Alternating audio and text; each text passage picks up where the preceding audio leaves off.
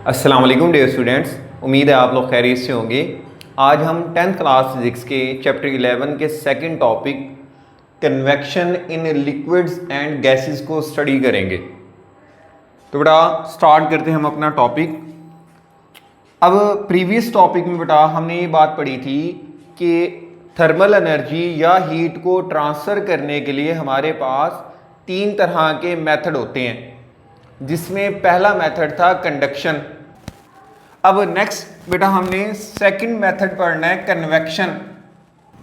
Convection बेटा heat को transfer करने का सेकंड मेथड है, और ये मेथड बेटा मोस्टली यूज होता है लिक्विड्स एंड गैसेस में। अब लिक्विड एंड गैसेस में ये यूज होता है, और ये जो लिक्विड एंड गैसेस हैं इनका कंप्लीट नेम होता है फ्लूइड। तो इस टॉपिक में मैं कहीं पर भी लफ्ज फ्लूइड यूज करूंगा तो इसका मतलब है वहां लिक्विड और गैसेस दोनों की बात हो रही है। अब आ जाते हैं कन्वेक्शन की डिफाइन पर। Convection is transfer of heat through actual movement of molecules from a hot area to cold area. कि बेटा कन्वेक्शन वो मेथड है जिसमें जब आप किसी लिक्विड या गैस को हीट देंगे तो उस लिक्विड या गैस के जो मॉलिक्यूल्स हैं वो एक्चुअल मोशन में आएंगे। यानी मिसाल के तौर पर हमारे पास ये तीन गैस के मॉलिक्यूल्स हैं, इनको आप हीट दे रहे हैं। हीट देने पर ये तीनों मॉलिक्यूल्स मोशन में आएंगे और ये आगे की तरफ जाएंगे। अब जब ये आगे की तरफ जाएंगे तो जो हीट इन मॉलिक्यूल्स को मिलेगी उसी हीट को ये आगे ट्रांसफर कर देंगे। तो डिफाइन में भी यही है, एक्चुअल मूवमेंट ऑफ मॉलिक्यूल्स, के मॉलिक्यूल्स की एक्चुअल मूवमेंट होगी कहां से कहां तक, हॉट एरिया से कोल्ड एरिया की तरफ। क्योंकि जिस जगह पर आप उनको हीट देंगे वो तो हॉट एरिया है, हॉट एरिया से वो चले जाएंगे कोल्ड एरिया में और इस तरह हीट ट्रांसफर होगी। इस मेथड को हम कहते हैं कन्वेक्शन। अब इसी बात को बेटा आपने नेक्स्ट एक्सप्लेन करना है। तो एक्सप्लेनेशन में आप ये पहली लाइन बताएंगे कि liquid and gases not efficient conductor of heat, कि लिक्विड और गैसेस में कंडक्शन का प्रोसेस एफिशिएंट नहीं होता। तो फिर लिक्विड और गैसेस में हीट कैसे ट्रांसफर होगी? तो आगे बेटा आपने ये लाइन बतानी है, but heat can transfer through these fluids by convection. तो कन्वेक्शन के मेथड के थ्रू हीट ट्रांसफर होगी लिक्विड और गैसेस में या फ्लूइड्स में। अब इसी को सादा से एग्जांपल से समझें कि बेटा ये कंटेनर है जिसमें हमने लिक्विड के मॉलिक्यूल्स को प्लेस किया हुआ है। इस कंटेनर में ये लिक्विड मॉलिक्यूल्स हैं। अच्छा, इस कंटेनर के नीचे बेटा हम लगाते हैं हीट सोर्स। हीट सोर्स जब हम लगाएंगे तो यहां से हीट जाएगी कंटेनर में मौजूद लिक्विड मॉलिक्यूल्स के पास। अब जैसे बेटा आप इस लिक्विड को हीट अप करेंगे, हीट जिन लिक्विड के मॉलिक्यूल्स को मिलेगी, जिन मॉलिक्यूल्स को हीट मिल रही है, लेट्स सपोज ये तीन मॉलिक्यूल्स हैं, इनको हीट मिल रही है, ये मॉलिक्यूल्स हीटेड हो जाएंगे। हीटेड होने पर इनकी डेंसिटी कम हो जाएगी।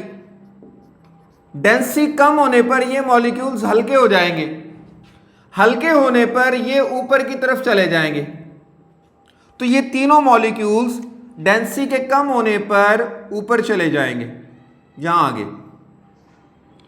अब ये जगह खाली हो जाएगी क्योंकि यहां से तो हीटेड मॉलिक्यूल्स ऊपर जा चुके हैं। अब आसपास का जो लिक्विड है बेटा, इसको तो हीट नहीं मिली, ये कूलर है। तो आसपास के जो लिक्विड होगा बेटा, उसके मॉलिक्यूल्स इसकी जगह पर आ जाएंगे।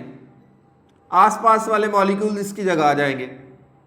अब क्या होगा बेटा, जैसे ही ये इस जगह पर साथ वाले मॉलिक्यूल्स आएंगे, कूलर मॉलिक्यूल्स आएंगे, इनको भी हीट मिलेगी।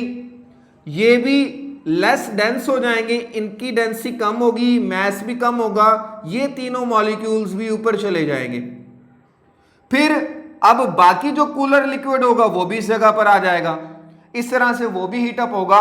इस सारे प्रोसेस में आप देख रहे हैं कि जैसे जैसे लिक्विड के मॉलिक्यूल्स हीटअप होते जा रहे हैं तो वो गर्म जगह से ठंडी जगह पर जा रहे हैं, ऊपर की तरफ जा रहे हैं। इस प्रोसेस में सारा लिक्विड हीटअप हो जाएगा और यहां पर लिक्विड के मॉलिक्यूल्स की एक्चुअल मूवमेंट है हॉट प्लेस से कोल्ड प्लेस की तरफ, और यह प्रोसेस बेटा कहलाता है कन्वेक्शन।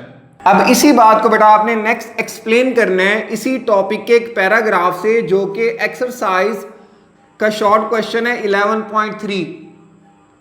तो मैं शॉर्ट क्वेश्चन यहां राइट कर रहा हूं और एक्सरसाइज के उसी पैराग्राफ को मैं एक्सप्लेन करूंगा। तो शॉर्ट क्वेश्चन है बेटा, how does convection transfer heat in liquid and gases, कि गैसेस और लिक्विड में हीट का ट्रांसफर कन्वेक्शन के थ्रू कैसे होता है। अब ये तो हमने बता दिया कि जब भी कन्वेक्शन का प्रोसेस होगा मॉलिक्यूल्स की एक्चुअल मूवमेंट होगी, मॉलिक्यूल्स हॉट एरिया से कोल्ड एरिया की तरफ जाएंगे, लेकिन वो होगा कैसे। तो उसके लिए बेटा आपने इसका आंसर राइट करना है कि व्हेन लिक्विड और गैस हीटेड, जब भी लिक्विड और गैस हीटेड होंगे, हीट होने पर बेटा आपको ये पता है कि लिक्विड और गैस जब हीट होते हैं वो एक्सपेंड होते हैं। एक्सपेंड होने पर उनकी डेंसिटी कम होगी, डेंसिटी कम होने पर उनका मैस कम हो जाएगा, वो लाइटर हो जाएंगे, मैस उनका कम हो जाएगा और वो एक्सपेंड हो जाएंगे। कि जब भी लिक्विड या गैस को आप हीट देते हैं, हीट देने पर उनकी डेंसिटी कम होती है, वो लाइटर हो जाते हैं, हल्के हो जाते हैं और एक्सपेंड हो जाएंगे। अब जब इनका मैस कम हो जाएगा, मैस के कम होने पर वो जो हीटेड फ्लूइड होगा या हीटेड गैस या लिक्विड होगा वो हीट सोर्स के ऊपर की तरफ जाएगा, क्योंकि बेटा उसका वजन कम हो गया है, मैस कम हो गया है। मैस कम होने पर हीटेड फ्लूइड ऊपर की तरफ चला जाएगा। अब उसके आसपास जो भी कूलर फ्लूइड है, कूलर फ्लूइड की बेटा डेंसिटी ज्यादा होती है, उसकी डेंसिटी ज्यादा होगी, वो हैवी होगा। डेंसिटी ज्यादा और हैवी होने की वजह से वो cooler fluid from surrounding area moves into take its place, वो कूलर फ्लूइड उस हीटेड लिक्विड की जगह पर आ जाएगा। जब कूलर फ्लूइड हीटेड लिक्विड की जगह पर आएगा तो कूलर लिक्विड भी हीटअप हो जाएगा और इस तरह से सारा लिक्विड हीटअप हो जाएगा। इस सारे मेथड को हम कहते हैं कन्वेक्शन। यह आपने एक्सरसाइज के शॉर्ट क्वेश्चन में लिखना है। नेक्स्ट बेटा, इसी लिक्विड कन्वेक्शन को हम एक्सप्लेन करते हैं एक छोटे से एक्सपेरिमेंट से।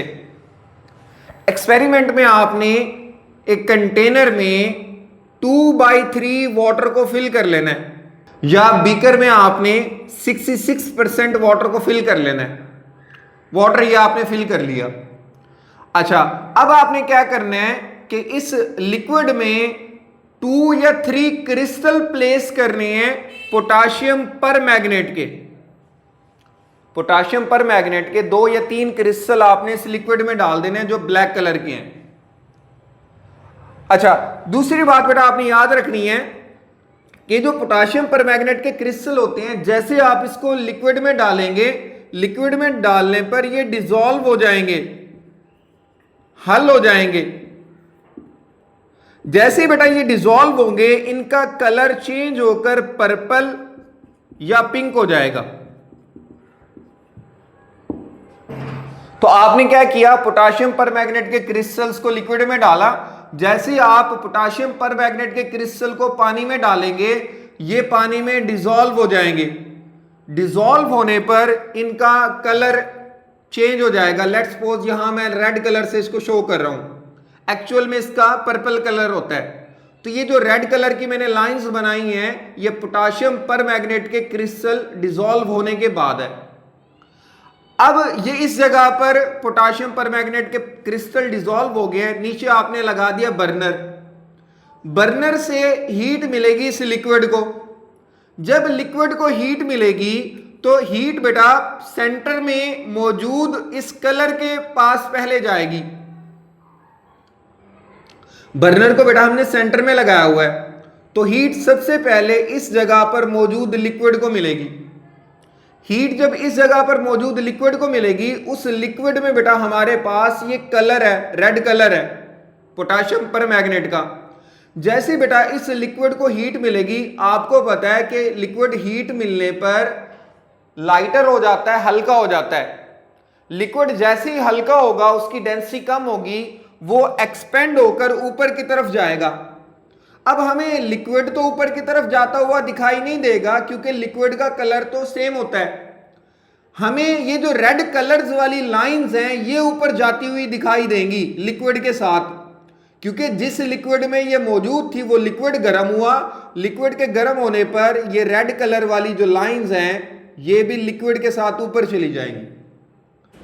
अब क्या होगा बेटा कि जब ये लिक्विड ऊपर की तरफ जाएगा यहां जगह खाली हो जाएगी, तो साथ में जो ठंडा पानी होगा, ठंडा लिक्विड होगा, वो इस जगह पर आ जाएगा।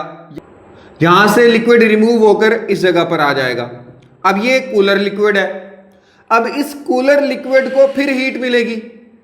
हीट मिलने पर यह भी गर्म होगा, ये गर्म होने पर ऊपर की तरफ जाएगा। अब जब ये ऊपर की तरफ जाएगा तो यहां पर जो कलर स्ट्रीक है ये आगे की तरफ शिफ्ट हो जाएगी। ये जो कलर वाला लिक्विड है ये आगे की तरफ शिफ्ट हो जाएगा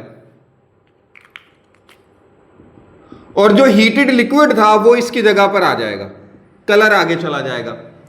अब ऐसा ऐसा जितना भी कूलर लिक्विड है इस स्पेस पे आता जाएगा और ये हीटअप होता जाएगा। और हम ये नोटिस करेंगे कि जो कलर है, कलर पहले यहां था, कलर फिर चला जाएगा ऊपर, ऊपर से कलर जाएगा आगे, आगे से कलर फिर नीचे आएगा, फिर से वापस उसी जगह पर आ जाएगा। तो वही बात है बेटा, पहले कलर सेंटर में था तो वहां पर मौजूद लिक्विड जब हीटअप हुआ तो वो कलर ऊपर की तरफ चला गया क्योंकि लिक्विड हीटअप होकर ऊपर चला गया। अब उस हीटेड लिक्विड की जगह जब दूसरा लिक्विड आया तो वो कलर आगे चला गया। तो अब जिस जगह कलर पहुंचा इस जगह मजीद दूसरा लिक्विड आया, वो कलर मजीद आगे चला गया और इसी तरह से दोबारा कलर फिर से अपनी जगह पर आ जाएगा। फिर से लिक्विड हीटअप होगा, फिर से ये कलर ऐसे मोशन में चलता रहेगा। ये कलर की मोशन नहीं है, ये लिक्विड की मोशन है जो कि हीट होता है। हीटेड लिक्विड की ये मोशन है। हीटेड लिक्विड ही है जो कि हॉट प्लेस से कोल्ड प्लेस की तरफ जा रहा है। अब लिक्विड का हॉट प्लेस से कोल्ड प्लेस की तरफ जाना,